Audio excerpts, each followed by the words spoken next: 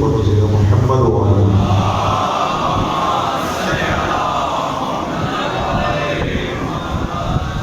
حسبنا اللہ ونعم الوکیل نعم المولا ونعم النصير اعوذ باللہ من الشیطان الرجیم بسم اللہ الرحمن الرحیم الحمد للہ رب العالمین الحمد للہ الذي احصى كل شيء عددا وجعل لكل شيء امدا وقدر كل شيء تقديرا ثم الصلاة والسلام على النبي الأمي العربي القرشي الهاشمي المكي المدني الأبدعي التهامي العبد المؤيد والرسول المسدد المصطفى الأمجد المحمود الأحمد حبيب إله العالمين أبي القاسم محمد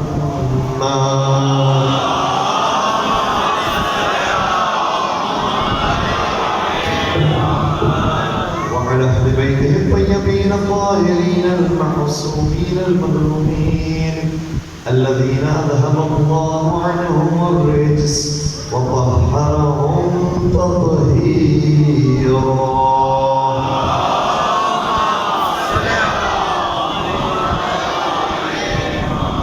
ولعنة الله على أعدائهم أجمعين أما بعد فقال الله تبارك وتعالى في محكم كتابه المجيد وفرقانه الحميد بسم الله الرحمن الرحيم قل لا أسألكم عليه أجرا إلا المودة في القربى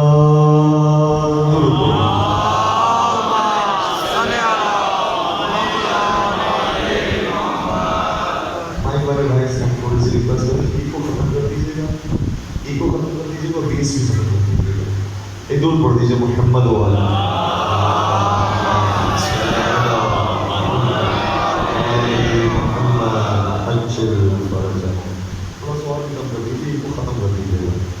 اور بیس بھی ختم کر دیجیے. سامعین کرام، جس ایگریمنٹ پر آپ نے شرف حاصل کیا وہ کوئی غیر معروف آیت نہیں. آپ سب جانتے ہیں کہ اس کا ترجمہ کیا ہے اور اس آیت کو آپ نے یقین حفظ کیا ہوگا. وہ آیات جو اہل بیت علیہ السلام کی شان میں آئی ہیں انہیں اپنے بچوں کو ہمیں حفظ کروانا چاہیے، کیونکہ نبی اکرم حضرت محمد مصطفیٰ صلی اللہ علیہ وسلم کی حدیث ہے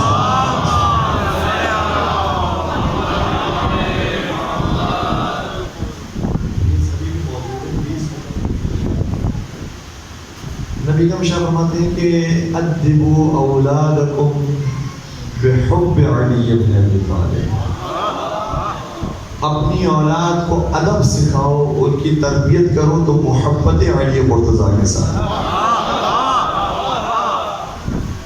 اس محبت کو منتقل کرنا چاہیے ہمیں اپنی اولاد کے اندر، اور محبت اہل بیت کو اور بالخصوص وہ آیات کے جو اہل بیت کی شان میں نازل ہوئی ہیں انہیں حفظ کروانا چاہیے.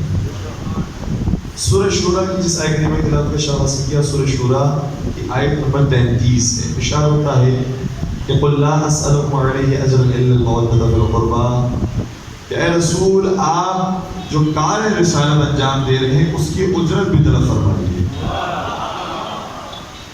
لیکن یہ اجرت وہ ہے کہ جس کا فائدہ خود انہی کو ہونے والا ہے، آپ کو کوئی فائدہ نہیں ہوگا.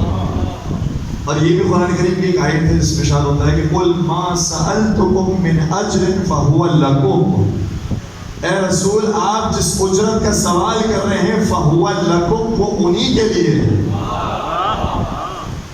اس میں آپ کو کوئی فائدہ نہیں ہے. اس طریقے سے پروردگار کی خدائی کو کوئی نہیں مانتا تو خدا کی خدائی کو کوئی فرق نہیں پڑتا. اسی طریقے سے رسول اللہ کی رسالت کو کوئی نہیں مانتا تو رسول اللہ کی رسالت کو کوئی فرق نہیں پڑتا. اور اسی طریقے سے اگر علی کی امامت کو کوئی نہیں تسلیم کرتا تو علی کی امامت کو بھی فرق نہیں پڑتا. فرمایا قل لا اسألکم علیہ اجرا الا المودۃ فی القربى، اے رسول اللہ سے سوال کیجئے کہ جو آپ نے کار رسالت انجام دیا ہے اس کی مجھے اجرت دے جو انہی کے فائدے میں ہے، اور وہ اجرت کچھ اور نہیں ہے سوائے یہ کہ آپ کے قربا سے یہ محبت کریں۔ بلال قطب صاحب نے ہمارے ٹی وی چینل پر ایک سوال کیا کہ کیوں اہل بیت کی محبت کو نبی اکرم اس طرح بیان کرتے رہے کہ ان سے محبت اختیار کرو، ان کی محبت اختیار کرو، پروردگار نے کہا کہ اہل بیت سے محبت کرو، کیوں کہا؟ ہم نے کہا بات بہت آسان سی ہے، جب رسول اکرم اس دنیا سے جا رہے تھے تو دو ہی چیزیں چھوڑ کر گئے تھے۔ فرمایا تھا انی تارکم فیکم الثقلین کتاب اللہ و عطرتی اہل بیتی ما ان تمسکتم بہما لن تضلوا بعدی ابدا۔ میں تو جا رہا ہوں لیکن تمہارے درمیان دو چیزیں چھوڑ کر جا رہا ہوں، ایک قرآن ہے، ایک اہل بیت ہے۔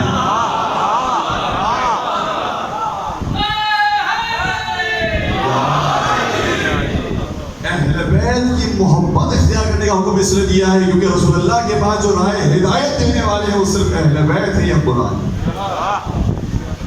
ان سے محبت ہوگی تو ان کے رشک قدم پر انسان چلے گا، اور محبت ایسی چیز ہے جو پروردگار نے ہر ایک کو دی ہے۔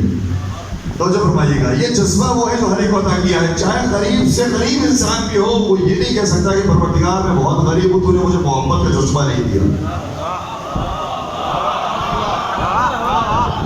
ایک بچہ ہو، ایک نوجوان ہو، کہیں کہ میری عمر ابھی اتنی نہیں کہ میں محبت کروں، تو نے مجھے محبت کا جذبہ نہیں دیا۔ ایک بوڑھا آدمی ہو، وہ کہے کہ میں اتنا بوڑھا ہو چکا ہوں کہ اب میں کسی سے محبت نہیں کرتا۔ نہیں، محبت ایسی چیز ہے جو ہر انسان کو دی ہے۔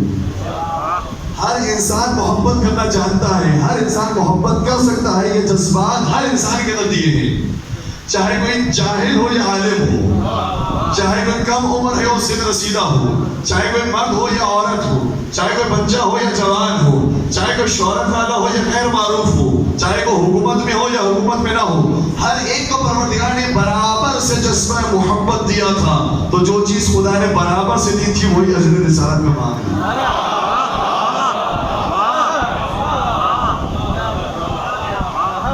تاکہ کوئی یہ معذرت نہ کرے کہ پروردگار تو نے مجھے دی ہی نہیں تھی تو میں کیا ادا کرتا۔ کہنے یہ چیز ایسی ہے جو ہر ایک کو ہم نے دی ہے۔ وہ یہ تو کہہ سکتا ہے کہ پروردگار میرے پاس مال نہیں تھا اس لیے میں حج پر نہیں جا سکا، وہ یہ تو کہہ سکتا ہے کہ پروردگار میرے پاس طاقت نہیں تھی، وہ جوانی کی طاقت ختم ہو گئی، میں بڑھاپے کا شکار ہو گیا اس لیے میں روزے نہیں رکھ سکتا۔ اس کے بعد دوسرے بہانے دوسرے افعال کے لیے تو ہیں، لیکن کوئی یہ نہیں کہہ سکتا کہ پروردگار تو نے مجھے انسان بنایا ہے لیکن محبت نہیں دی۔ محبت ایسی چیز ہے جو ہر انسان کو برابر سے ملی ہے، تو جو چیز سب کو برابر سے دی گئی تھی وہی اجر رسالت کا۔ فرمایا کہ قل لا اسألکم علیہ اجرا الا المودۃ فی القربى، قربا سے محبت اختیار۔ جب یہ آیت نازل ہوئی تو کچھ اصحاب تھے جن کے درمیان ڈیبیٹ ہوئی، بحث ہوئی کہ قربا سے مراد کون ہے۔ اب دیکھیں ڈیبیٹ ہونا خود بتا رہا ہے کہ زمانے رسول میں قرآن نازل ہو تو صحابہ کو سمجھ نہیں آتا مگر یہ کہ رسول اللہ سے سوال کریں۔ بغیر تفسیر کے زمانے رسول کے مسلمانوں کو جب سمجھ میں نہیں آیا تو آج کے مسلمانوں کو بغیر تفسیر کے قرآن کیسے سمجھ میں آئے گا؟ اور جو میں تفسیر کی روایت عرض کر رہا ہوں یہ خود کتب اہل سنت کے اندر موجود ہے۔ امام فخر الدین رازی نے تفسیر کبیر کے اندر لکھا ہے، علامہ سیوطی نے در المنصور کے اندر لکھا ہے، علامہ زمخشری کتاب الکشاف کے اندر لکھا ہے، بڑے بڑے بزرگان اہل سنت ہیں، انہوں نے اس روایت کو نقل کیا ہے کہ جب یہ آیت نازل ہوئی کہ قربا سے محبت اختیار کی جائے، رسول کے رشتہ داروں سے محبت اختیار کی جائے، تو ایک صحابی کھڑے ہوئے اور عجیب بات یہ تھی کہ وہ صحابی خود بھی رسول کے رشتہ دار تھے، اور اس صحابی کو سب قبول کرتے ہیں، شیعہ سنی تمام مذاہب قبول کرتے ہیں۔ ان کا نام ہے عبداللہ بن عباس۔ کون ہے یہ؟ رسول کے چچا کے بیٹے ہیں، رشتہ دار ہیں یا نہیں؟ رسول کے رشتہ دار ہیں، لیکن جانتے ہیں کہ قربا اور ہے، رشتہ دار اور ہیں۔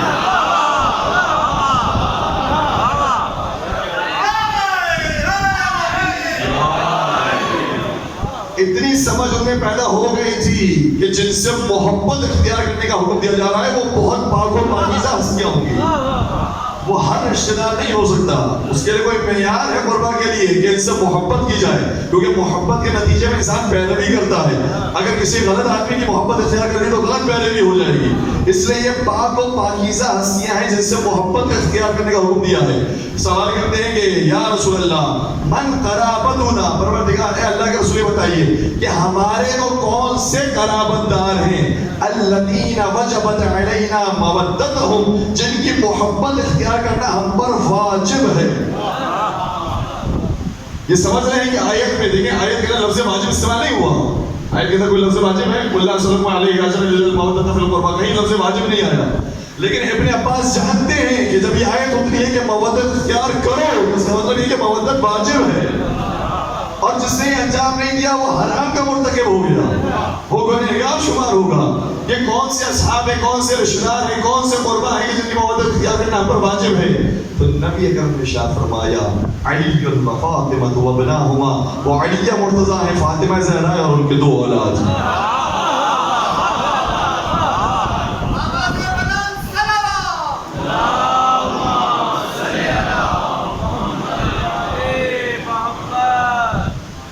یہ ہستیاں وہ ہیں, تو میں نے آپ کی خدمت میں حوالہ بیان کر دی کتب رسول کے, جن کے بارے میں کہا گیا یہ قربا ہیں, ان کی محبت اختیار کرنا چاہیے. اور جب اس تفسیر کو ان بڑے بڑے بزرگان نے لکھا تو اس کی تائید کے لیے رسول اللہ کے کچھ اور اقوال بھی لے کر آئے. کیا رسول اللہ کے کچھ اور اقوال بھی بتا رہے ہیں کہ ان کی محبت اختیار کرنا ضروری ہے. کون سی حدیث؟ 12 حدیثیں بعض افراد نے لکھی ہیں, اور مجھے نہیں معلوم کہ 12 ہی کیوں لکھی, اس میں بھی کوئی مصلحت ہوگی. لیکن 12 حدیثیں تقریباً بڑے بڑے بزرگان نے لکھی ہے, اور ایک حدیث انشاءاللہ سبھی کو یاد ہوگی. پہلی حدیث کیا ہے؟ نبی اکرم نے ارشاد فرمایا من مات علی حب آل محمد مات شہیدا. سبھی کے ذہن کے اندر ہے یہ حدیث. بزرگان اہل سنت نے اس آیت کی تفسیر لکھی, تفسیر کے بعد تائید کے لیے اقوال لے کر آئے. نبی اکرم نے اور یہ فرامین جو بیان فرمائے تھے اس کی تائید ہوتی ہے کہ قربا کی محبت اختیار کرنا واجب ہے. فرمایا کہ رسول اللہ کا ارشاد فرماتے ہیں جو آل محمد کی محبت میں مرے گا, جو قربا کی محبت میں مرے گا, وہ طبی موت نہیں مرے گا, شہادت کی موت مرے گا. اس کے بعد انہوں نے مزید اور حدیث بھی لکھی ہیں جو اسی تقریباً مضمون کی ہے, لیکن ہمارے چونکہ معروف نہیں ہے اس لیے میں آپ سے نہیں پوچھ رہا ہوں. کیا اور بھی نبی نے ارشاد فرمایا تھا من مات علی حب آل محمد مات مغفورا, جو آل محمد کی محبت میں مر گیا وہ بخشا ہوا مرا. یہ میں اپنی کتاب سے بیان نہیں کر رہا, کتب اہل سنت کی بڑی بڑی کتابوں کے حوالے آپ کی خدمت میں نے کر دیے. آل محمد کی محبت میں جو مرے گا بخشا وہ مرے گا. مجھے بتاؤ آل محمد کے علاوہ کون سی ایسی ہستیاں ہیں کہ جن کی محبت کے ساتھ مرو تو بخشے ہوئے مرتے ہو؟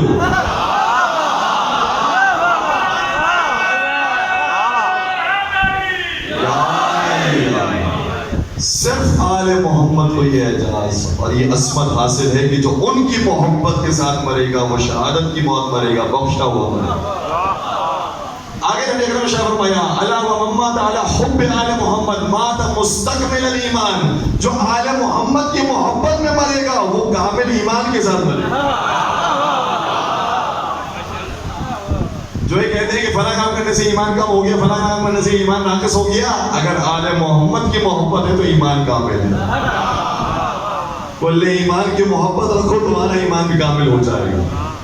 پھر آگے نبی اکرم نے فرمایا الا ومن مات علی حب آل محمد یزف الى الجنة كما تزف العروس الى بیت زوجها.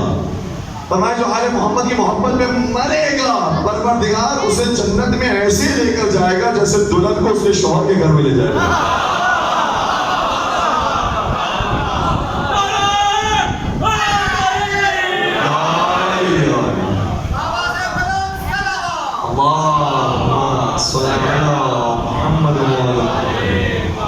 یہ یاد رکھیے کہ میں اپنی کتابوں سے بیان نہیں کر رہا. کو ایسے سجا کر اور ایسے سوار کر جنت میں داخل کیا جائے گا کہ جیسے دلہن کو اس کے شوہر کے گھر میں داخل کیا جائے گا. اور پھر آگے شاہ فرمایا الا من مات علی حب آل محمد فتح له فی قبره بابان الی الجنہ. جو شخص آل محمد کی محبت میں مرے گا تو قبر میں جائے گا, قبر میں اس کے لیے 2 دروازے دونوں جنت کی طرف جاتے ہوں گے. جس دروازے سے جانا ہے وہ جنت کی طرف. ایک اور حدیث میں ارشاد فرمایا الا ومن مات علی حب آل محمد بشر ملک الموت بالجنہ ثم منکر و نکیر. جو شخص آل محمد کی محبت میں مرے گا سب سے پہلے جو اسے جنت کی بشارت دے گا وہ خود ملک الموت ہوگا.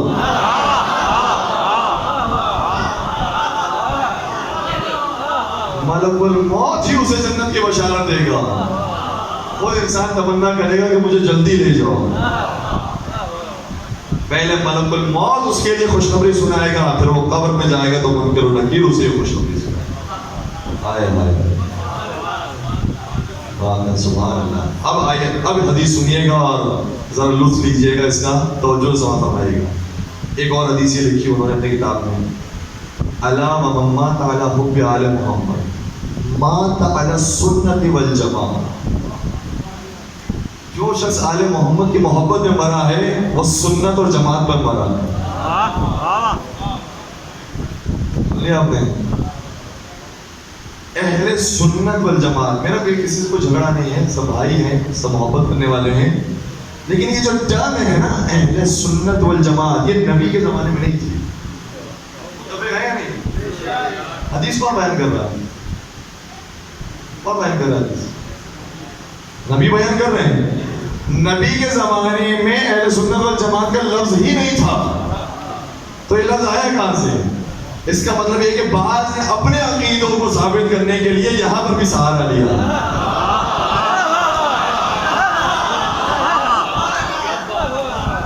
لیکن اتنا طے ہو گیا کہ الحمدللہ کوئی کسی مسلک سے تعلق رکھتا ہو, آل محمد کی محبت ضروری ہے.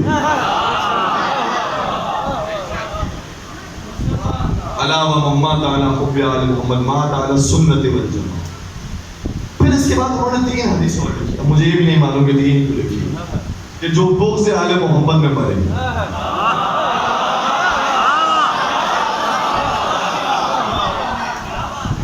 کہتے ہیں نبی اکرم نے شاہ فرمایا الا ومن مات علی بغض آل محمد مات کافرا. جو آل محمد کے بغض کے ساتھ مرے گا وہ مرے گا تو کافر مرے گا.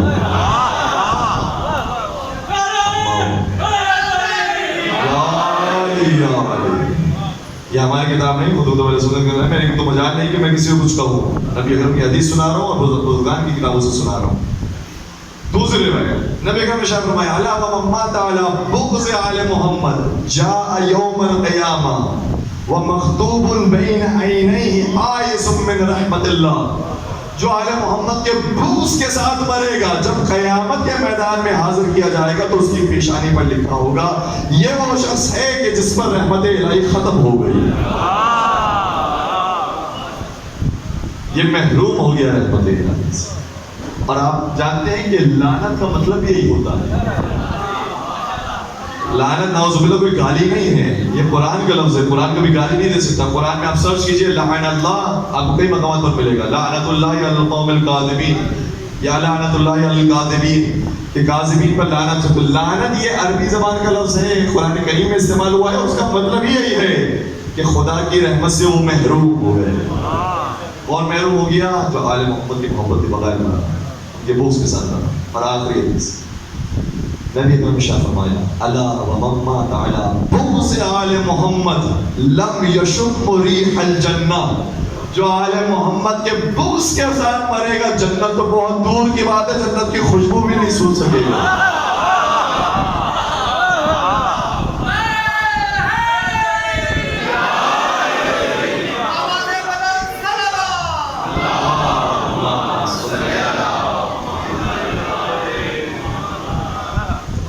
محمد کی محبت اختیار کرنا ہر مسلمان پر واجب. یہ ہمارا عقیدہ نہیں, قرآن کا عقیدہ ہے. یہ ہمارا عقیدہ نہیں, رسول اللہ کا عقیدہ ہے. اور پھر قربا سے مراد کون ہے وہ بھی آپ نے بیان کیا. اسی طریقے سے اہل بیت سے مراد کون ہے وہ بھی سنیے. قربا کا لفظ بعض جگہوں پر آیا ہے, بعض جگہوں پر اہل بیت کا لفظ آیا ہے. قربا سے مراد کون ہے یہ بیان ہو گیا روایت کے اندر. اہل بیت سے مراد کون ہے چونکہ اہل بیت کا لفظ آیا ہے اس حدیث کے اندر، حدیث ثقلین میں، انی تارک فیکم الثقلین کتاب اللہ و عترتی اہل بیتی، اور باقی لفظ نہیں ہے، اہل بیت سے مراد کون ہے؟ اسی طریقے سے اہل بیت کا لفظ جہاں حدیث کے اندر آیا ہے وہ قرآن میں بھی آیا ہے، میرے ساتھ دیجیے گا، انما یرید اللہ لیذھب عنکم الرجس اہل البیت ویطہرکم تطہیرا۔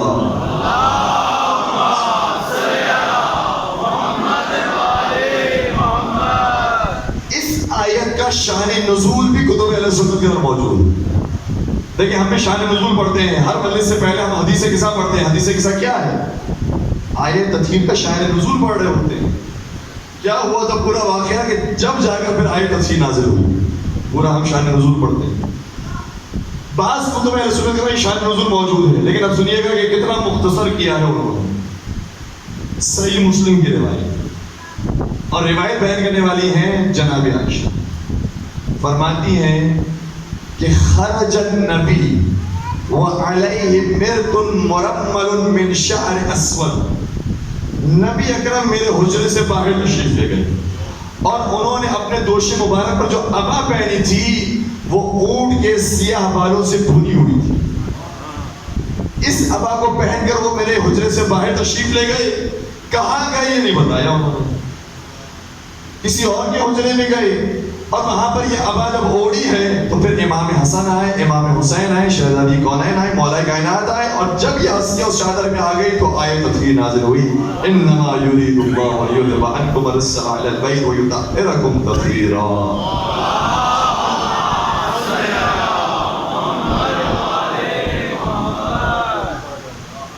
ہو گیا شان نزول۔ ہم بیوی سے کہیں گے کہ آپ کا بہت شکریہ کہ آپ نے شان نزول تو بیان کیا، گرچہ مختصر ہی صحیح بیان تو کیا، لیکن آپ مختصر بیان کریں گے تو ہم نے کوشش کی ہے کہ اپنی ہر مجلس کے اندر اسی شان نزول کو بیان کریں گے اور مفصل بیان کریں گے، تاکہ لوگوں کو پتہ چلے کہ یہ 3 جملوں کا واقعہ نہیں تھا، 3 صفوں کا واقعہ۔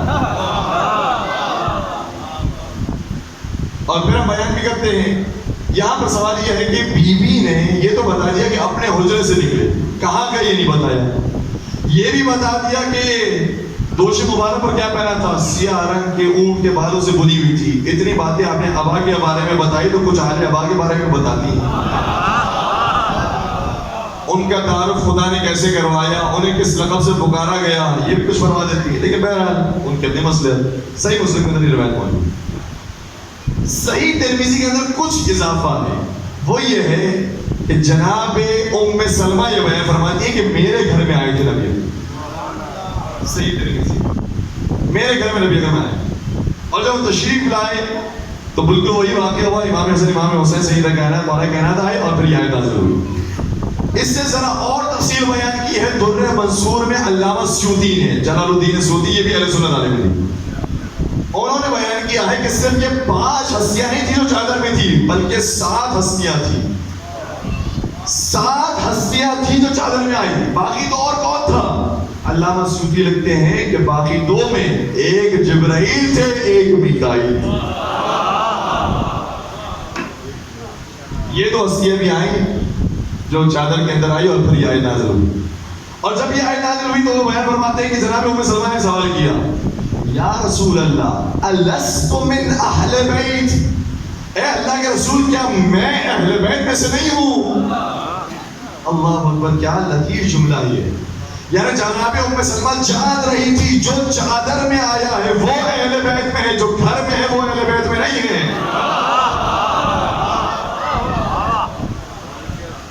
کیوں سمجھ رہی تھی؟ گھر والے کو ورنہ کہا جاتا ہے اہل بیت کا مطلب ہوتا ہے گھر والا، بیت نکلا گھر سے، گھر والے کو کہا جاتا ہے اہل بیت، لیکن کیوں سمجھ رہی تھی کہ جو چادر میں آیا وہی اہل بیت ہے؟ کیونکہ صرف چادر والوں کے لیے آیت تطہیر آئی تھی،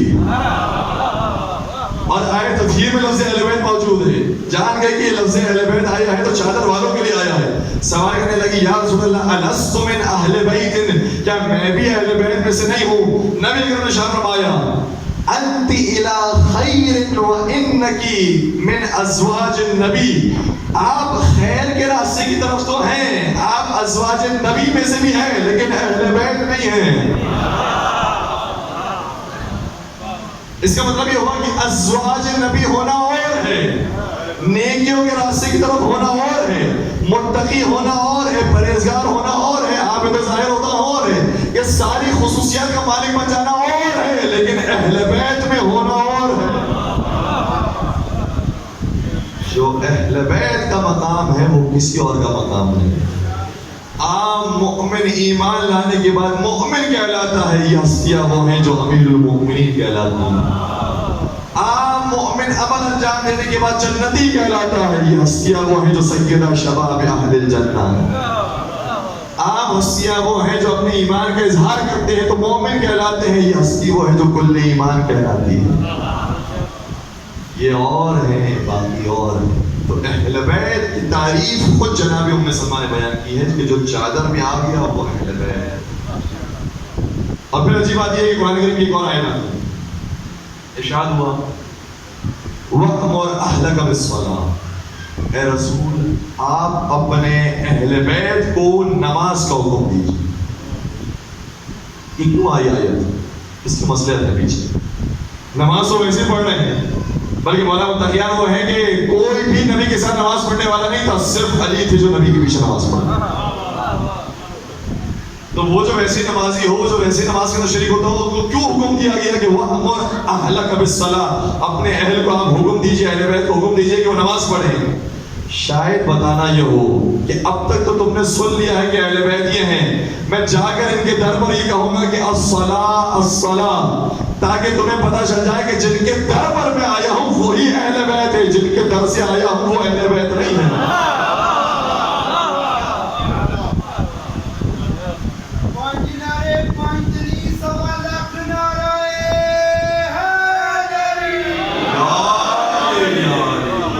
یہ وہی غدیر کی سنت ہے جو نبی نے احیا کی ہے۔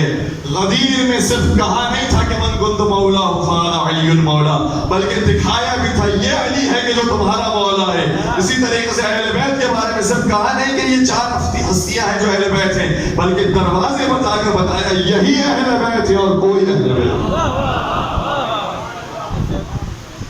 اسی لیے پھر وہ روایتیں ملتی ہیں، صحیح بخاری ہو یا در المنصور ہو اور کئی ساری کتب اہل سنت میں موجود ہے کہ نبی اکرم 6 مہینے تک، بعض میں ہے کہ 9 مہینے تک، بعض میں ہے کہ 1 سال تک مسلسل آتے رہے در سیدہ پر اور کہتے رہے الصلاۃ الصلاۃ۔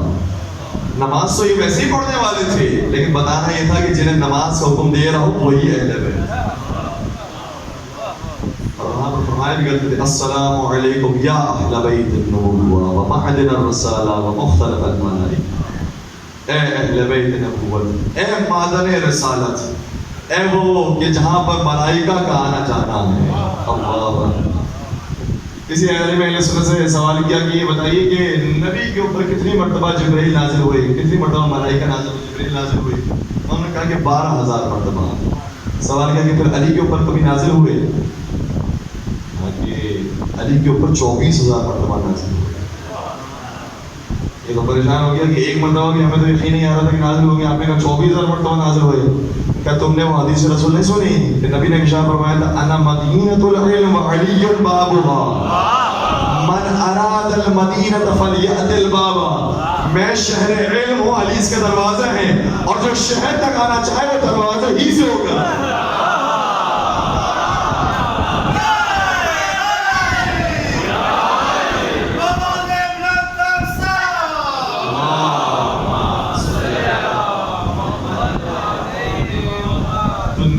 خدمت میں کوئی بھی آئے وہ علی سے ہو کر آئے گا۔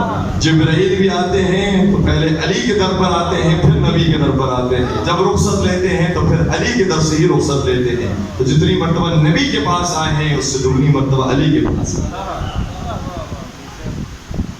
مولانا متقیان اور یہ ہستیاں وہ ہیں کہ جن کا تعارف نبی اکرم بار بار کرواتے رہے، کیوں؟ تاکہ ان کی محبت اختیار کرے، اور جب محبت ہوتی ہے انسان کو واقعی کسی سے سچی محبت ہو جائے تو خود بخود اس کی پیروی کرتا ہے۔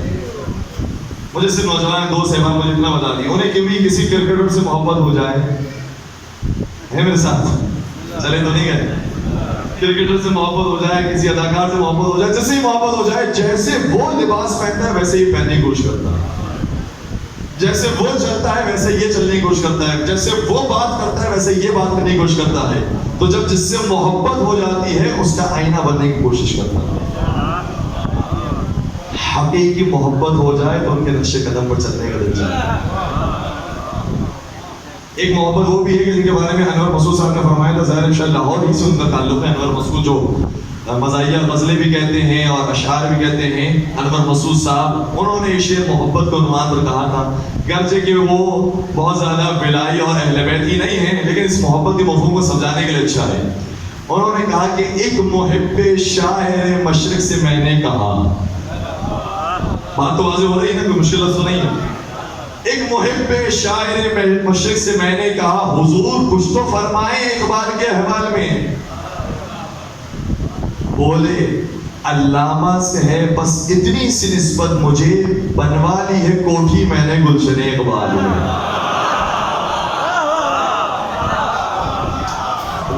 سمجھدار مجمع ماشاءاللہ، سمجھ رہے ہیں؟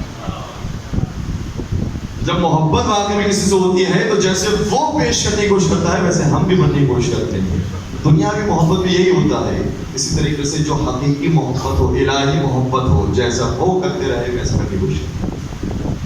اور یہی جملہ عبداللہ خامنہ نے میں نے فرمایا تھا، فرمایا کہ جو لوگ یہ کہتے ہیں کہ صرف تبلیغ اصلاح نصیحت ہونی چاہیے، کہتے ہیں کہ اس کی ضرورت نہیں ہے۔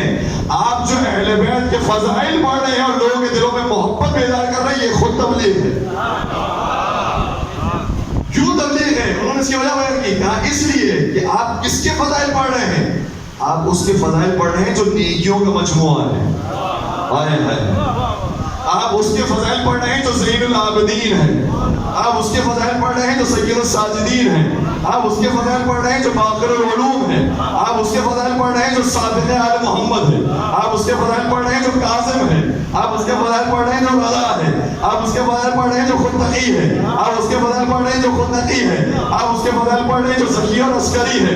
تو آپ جب ان پاک ہستیوں کے فضائل پڑھیں گے تو خود بخود اس بات کی دلیل ہے کہ آپ کو برائیوں سے نفرت ہے، نیک کرداروں سے محبت ہے۔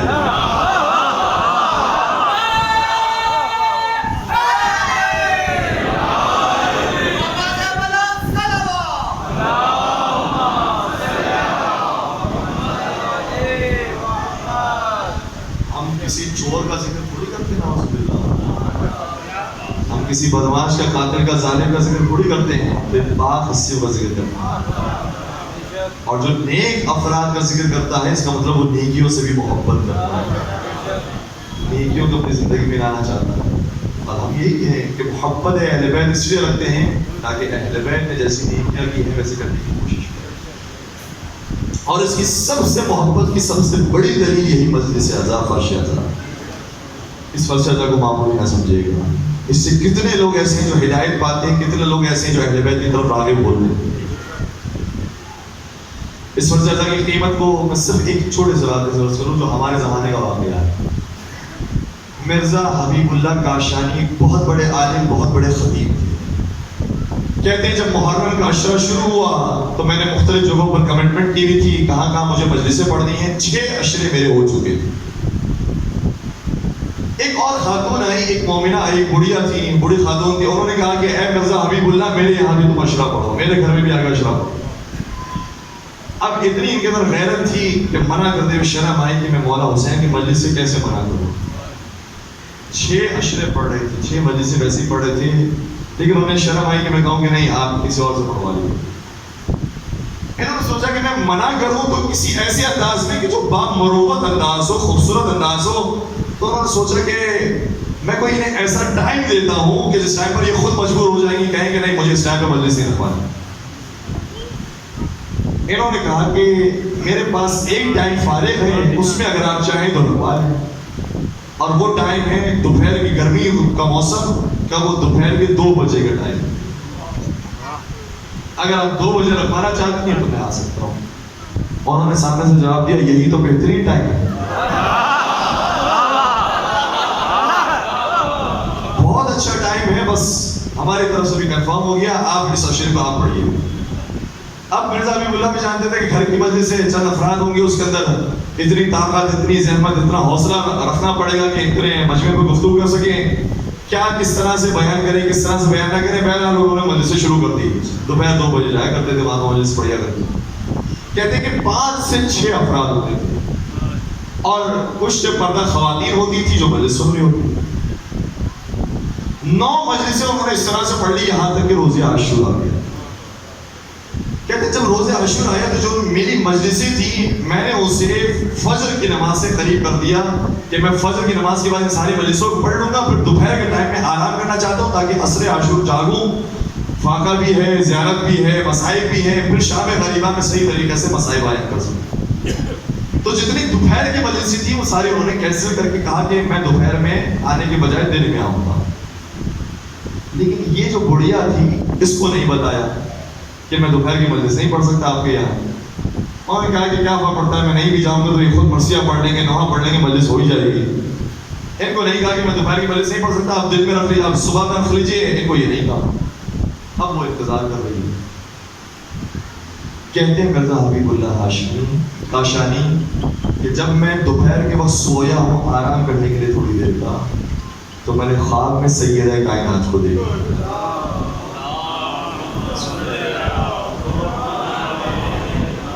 اور بیوی نے فرمایا اے مرزا حبیب اللہ, اگر تو مجلس نہیں پڑھنا چاہتا تھا تو کم از کم بول تو دیتا کہ تو نہیں آئے گا, وہ کسی اور ذاکر کا انتظام کرتی. ابھی وہ انتظار کر رہی تیرا, جلدی سے اٹھ اور جا مجلس پڑھنے کے لیے. کہتے ہیں میں نے خواب میں جب بیوی کو دیکھا فوراً سے اپنے مکان پہ کھڑا ہوا, جلدی نہیں, میں نے اپنا کپڑا لباس پہنا اور بھاگا میں مجلس پڑھنے کے لیے.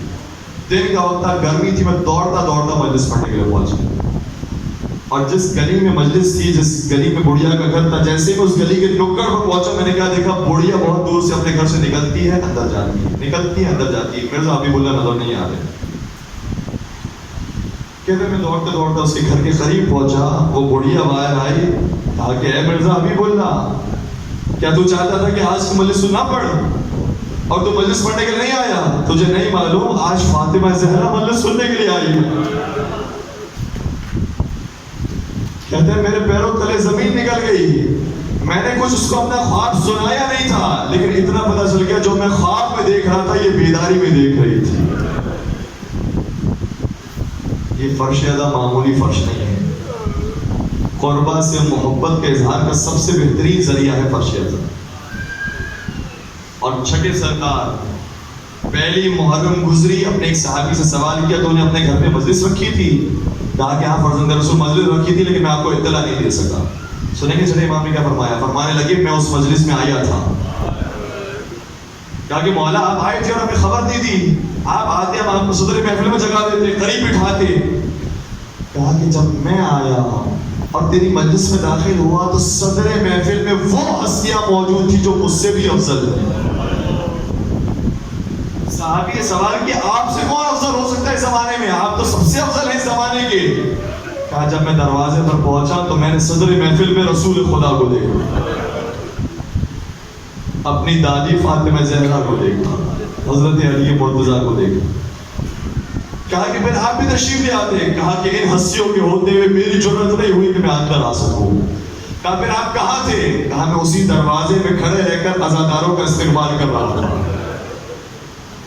اور بعض روایتوں میں یہ فرمایا بھی ہے مولا نے, جب دروازے میں کھڑے رہتے ہیں تو کسی نے سوال کیا کہ آپ دروازے میں کیوں کھڑے رہتے ہیں؟ کہ یہ دنیا کا دستور ہے, جس گھر میں موت ہوئی ہوتی ہے اس کے ورثہ دروازے میں کھڑے رہتے ہیں. آئے ہیں, یہ شہادت ہمارے گھر کی شہادت ہے. ہم عزاداروں کا استقبال نہیں کریں گے تو کون کرے گا؟ بس عزیزوں, یہ مجلسیں وہ ہیں جو آج ہم سکون سے سن رہے ہیں, لیکن کربلا والوں نے جو مجلسیں رکھی ہیں, ایک آہ نکلتی تھی تو تازیانہ لگتا تھا, کوئی یا حسین کہتا تھا تو تماشا لگتا تھا. مولا سید سجا فرماتے ہیں کہ شام غریبہ میں نے اپنی بہن سکینہ کو دیکھا کہ وہ اپنے بابا کے بیسر لاشوں سے لٹکی ہوئی ہے, بہت گریہ کر رہی تھی, بہن کرتی جا رہی تھی. کہتے ہیں کہ اس وقت میری آنکھوں میں خون اتر آیا جب میں نے دیکھا کہ ایک شقی آگے بڑھا اور اس بچی سے کہتا تھا اپنے باپ کے لاش سے جدا ہو جا ورنہ یہ تازیانہ مار. کاش میرے ہاتھ کھلے ہوتے, کاش میرے پیروں میں بیڑیاں نہ ہوتی تو اسے اس کے انجام میں پہنچاتا. یہ بڑی نعمت ہے جو آپ آج کھل کر ماتم کر رہے ہیں, کھل کر عزاداری کر رہے ہیں. بس عزیزو, یہ لٹا ہوا قافلہ اب کربلا سے کوفے کے راستے کی طرف. جب کوفے کے راستے کی طرف یہ قافلہ جا رہا تھا، ایک موقع ایسا آیا کہ جب شہزادی زینب کبریٰ نے اپنے بھائی مولا حسین کے کٹے سر کو دیکھ کر ایک عجیب شعر پڑھا. بس وہ پورا شعر ہی مرثیہ ہے. بیوی نے اپنے بھائی کے کٹے سر کو دیکھ کر فرمایا ما توہمت یا شقیق فؤادی کان ھذا مقدرا مکتوبا. اے میرے دل کی ٹھنڈک، کبھی تیری بہن نے یہ گمان بھی نہیں کیا تھا کہ بھائی سے ایسی بھی ملاقات ہوگی کہ ایک طرف تیرا کٹا ہوا سر ہوگا، دوسری طرف میرا کھلا ہوا سر.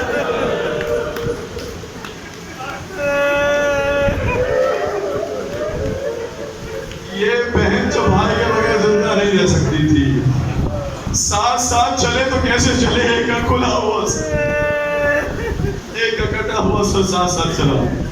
جب یہ کوفہ کے نزدیک پہنچا ہے قافلہ تو ایک بیوی آگے بڑھی جس کا نام ام حبیبہ ہے.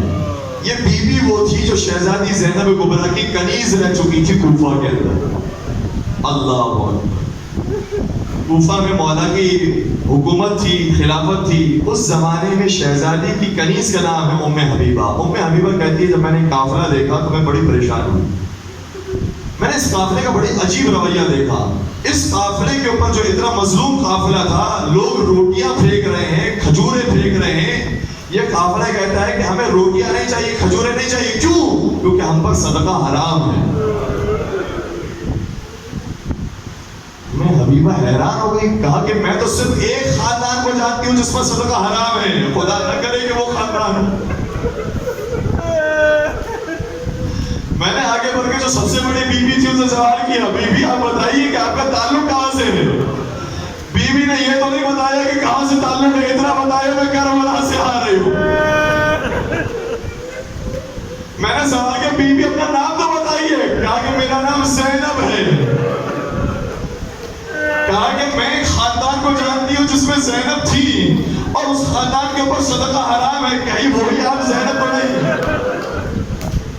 شہزادے نے فرمایا ہاں میں زینب بنت علی ہوں، میرا وہی خاندان ہے. سنیں گے میں ابھی نے دوسرا کیا جملہ کہا، باقی کلیجہ پھٹ جائے. کہنے لگی ہاں اگر وہی تم زینب ہو تو اس زینب کی پہچان یہ ہے کہ اس زینب کے ساتھ ہمیشہ حسین ہوتا تھا. بتا اگر تو بھی وہی زینب ہے تو تیرا حسین کہاں ہے؟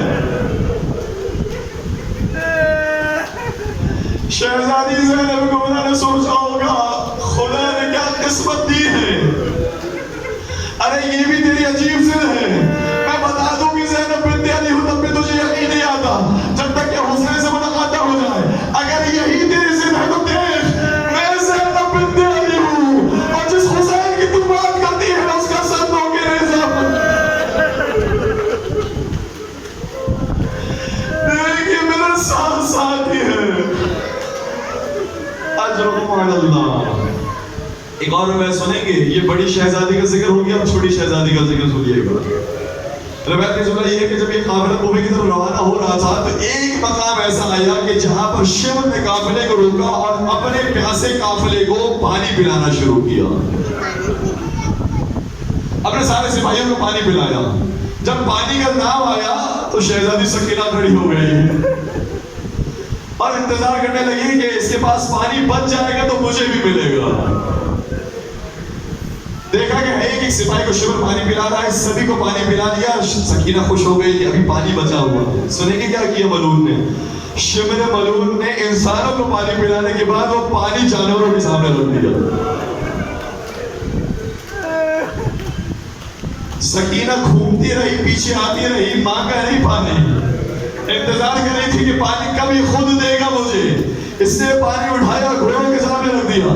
جب گھوڑے بھی سارا پانی پی چکے اور پانی پھر بھی بچ گیا، اب سکینہ کا دل بڑا ہو گیا، امید بڑھ گئی اب تو یہ پانی مجھے ہی دے گا اور کس کو دے گا.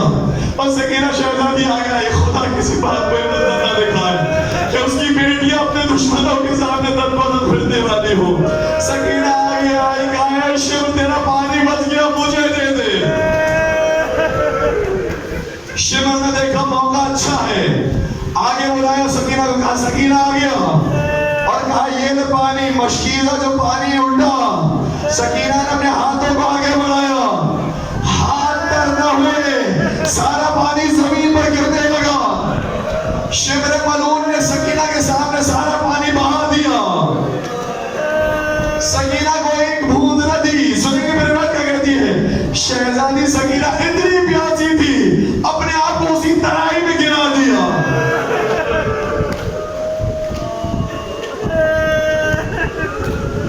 اپنے آپ کو اسی ترائی میں گرا کر اپنے آپ کو پانی سے ملنا شروع کیا. میں کہوں گا بڑی بدقسمت ہے بچی، لیکن کم از کم اتنی قسمت تو ہے کہ اپنا بدن رطوبت آلود کرتی ہے تو پانی سے کرتی ہے. وہ سکینہ کا بھائی علی اصغر تھا، جب وہ پانی لینے کے لیے گیا تھا تو بدن پانی سے تر نہیں ہوا تھا، خون سے تر ہوا. اجرکم علی اللہ. آپ نے الحمدللہ گریہ کہ ابھی بھی آپ سے راضی. اس سے ایک جملہ اور سنیے گا اور میں التماس سے دعا کہوں گا. یہ قافلہ لٹا ہوا اسی طریقے سے کوفہ میں داخل ہوا. دربار ابن زیاد میں پہنچنے کا وقت آیا. ایک خطیب منبر پر آ کر اس جگہ کے مسائل بیان کر رہا تھا. صرف ایک جملہ اس نے پڑھا، کہنے لگا دخلت زینب علی ابن زیاد. اس وقت کو یاد کرو جب زینب کبریٰ ابن زیاد کے دربار میں گئی. گریہ ہوا. ایک مرجع کھڑے ہوئے، مرزا شیرازی کھڑے ہوئے، کہنے لگے اے خطیب بس اسی ایک جملے پر رک جا اور ہمیں ماتم کرنے دے. تجھے خود پتا ہے تو نے کون سا جملہ ادا کر دیا، کتنی بڑی مصیبت پڑ دی. تجھے معلوم بھی ہے زینب کس ہستی کے نام ہے جسے کبھی پڑوسی نے دیکھا نہ ہو، جس کی آواز کبھی سنی نہ ہو، اتنی باحجاب بیوی ہو. میں اس بات کو بیان کرنے سے پہلے ایک اور جملہ بھی ختم عرض کروں گا. بہت معافی چاہ کر، بہت دستیاں جب جوڑ کر میں جملہ عرض کر رہا ہوں بات کو قریب کرنے کے لیے. ہماری ساری خواتین پردے دار ہیں. یہ مجمع بڑا شریف اور معزز مجمع ہے، لیکن مجھے انصاف سے بتائیے اگر ہماری بہن کو کہا جائے اسی مجمع کے سامنے سے حجاب کے ساتھ گزرنا ہے، اس معزز مجمع کے سامنے حجاب کے ساتھ بھی اپنی بہن کو گزرنے نہیں دیں گے. ہماری بہنوں کی عزت کیا ہے اس شہزادی زینب کبریٰ کے سامنے. وہ زینب کبریٰ کے جس کے گھر سے حجاب چلا تھا، جو عزتوں کی ملکہ تھی، آئے تطہیر کی مالکہ تھی. وہ بے مخنع و چادر عزیزوں اور معزز افراد کے درمیان، شرابیوں کے درمیان صرف گزاری نہیں گئی ہے، کھڑی کی گئی ہے. اجرکم علی اللہ. بس اس جملے کا حق ادا کیجیے اور پھر میں التماس سے دعا کہہ رہا ہوں. مرزا شیرازی کہنے لگے کہ تو نے کتنا بڑا جملہ کہا، دخلت زینب علی ابن زیاد. اس وقت کو یاد کرو جب علی اور زینب کی بیٹی زینب کبریٰ شرابی ابن زیاد